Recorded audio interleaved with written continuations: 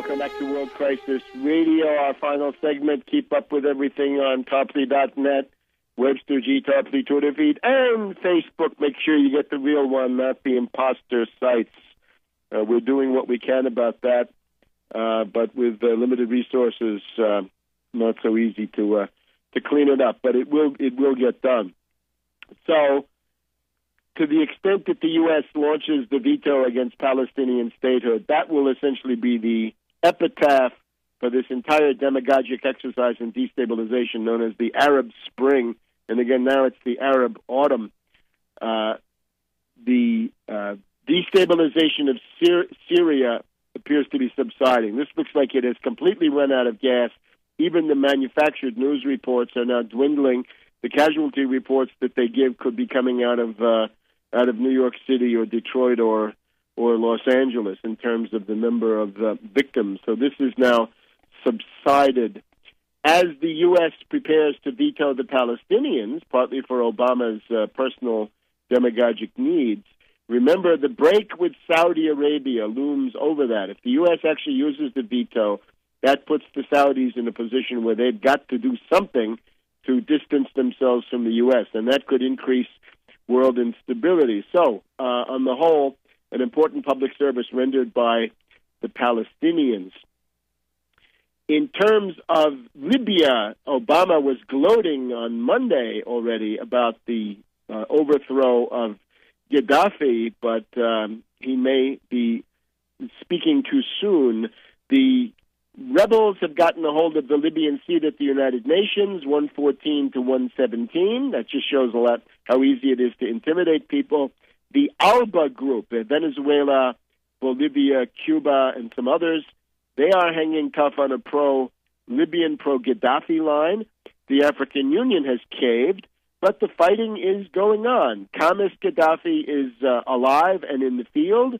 The resistance continues at Sirte, Bani Walid, and Sabah. So we've got the Washington Post this morning. Libyan conflict moves into uncertain phase, and it can be a long guerrilla war. And they quote, oh my heavens, it's Abdul Hakim Belhaj, rebel commander, who acknowledges the possibility of post-Gaddafi terrorist acts. Well, he would know, wouldn't he? He's an al-Qaeda killer, dear Washington Post. He doesn't think that the pro-Gaddafi armed actions will be widespread. No, they won't be widespread, says the great expert Belhaj. Well, what degradation, huh? They don't even identify him as an al-Qaeda man. So that's the cover-up being done by the Washington Post. And again, now that the rebels have taken over most of the Libyan embassies around the world, get set for terrorism being run out of those Libyan embassies. Those are now nest of terrorists. Bravo Jacques Vergès of Paris, Maître Vergès, is now, he's got a suit against Sarkozy for war crimes. And again, I repeat the warning that I gave earlier. Watch out for that guy Tarhouni, the finance minister of the rebels. That's the IMF agent. So the NATO has also said now that the killing is going to go on until December 31st. So they're not reckoning with anything so quick. And the rebels say they're not going to form a government until the whole country has been subdued. And some say that will be at least Christmas. And one expert says Libya may be stable again in 5 years. Well, don't hold your breath on that one either.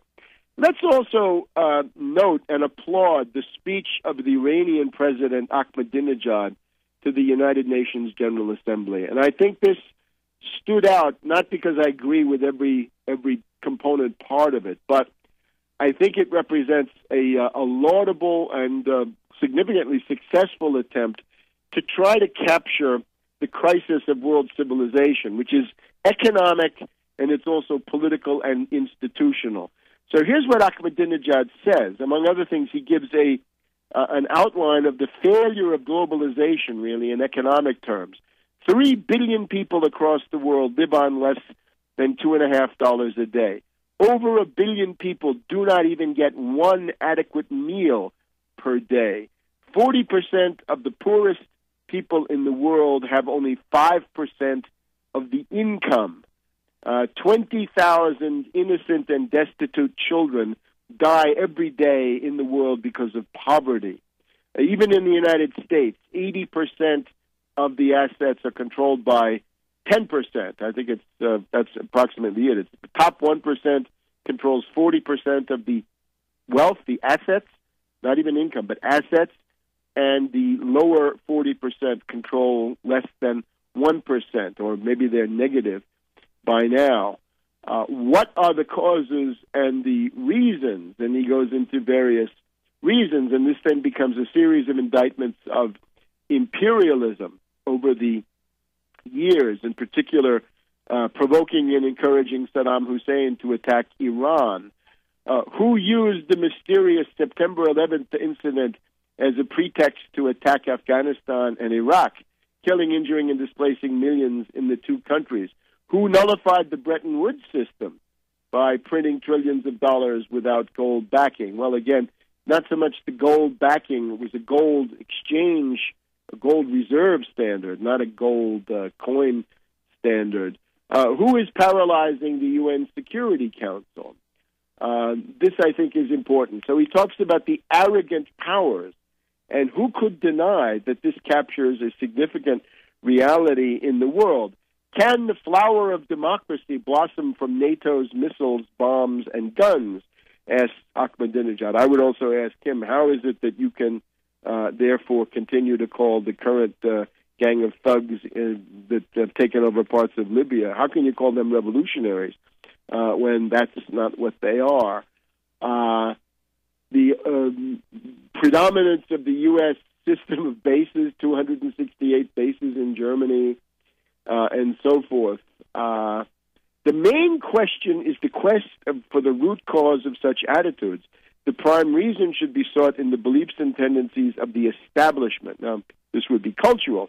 An assembly of people in contradiction with the inner human instincts and dispositions have no faith in God, no faith in the divine prophets. They replace their lust of power, and they essentially reject spiritual values and go for the lust of power and materialist ends. So he's also very good on the crisis of the United Nations.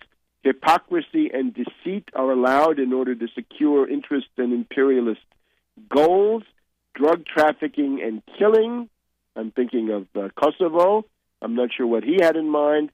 The production of illegal drugs in Afghanistan under NATO auspices, and also threats to Iran for raising the question of September 11th, attempts to intimidate the Iranian government not to find a fact-finding team, and that the U.S. Liquidated Osama bin Laden. They killed the main perpetrator and threw his body into the sea. Why were they so afraid of a trial? Why were they so afraid of getting more answers? The gun barrels and arrogance of the NATO forces will not achieve dignity, justice, well-being, and lasting security. So he's also effusive in praise for the non-aligned movement, the Group of 77, which now has far more members than that. And then the problem of the Security Council, that the United Nations system right now is perverted, it's inequitable, and it's profoundly unjust. So I think this speech by Ahmadinejad also stands out as an actual attempt to diagnose what is wrong with the world. And I would welcome this speech, and it points in the direction of attempting to stimulate a debate about what ought to be done about it. I would just say the following.